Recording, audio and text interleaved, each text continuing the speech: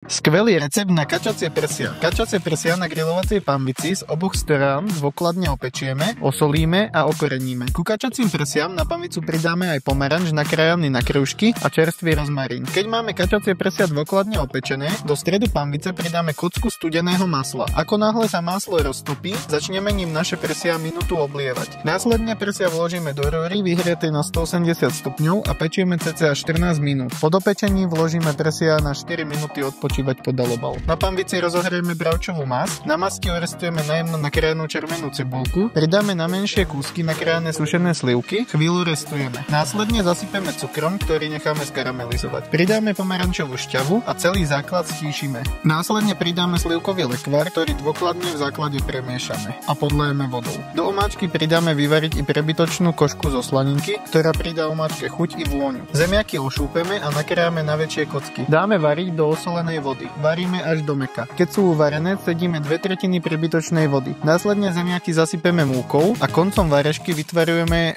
do cesta tunelčeky. Prikrieme pokrievkou a necháme spariť cca 15 až 20 minút. Pridáme orestované kúsky slaniny a spoločne so zemiakovou zmesou rozťucháme. Zo zmesi vytvarujeme škubánky, ktoré opečieme na rozpálenej masti do zlatohneda. Servírujeme každý podľa vlastnej fantázie. Celý videorecept nájdeš na našom YouTube kanáli. Tak klikaj a prajeme ti dobrú chuť.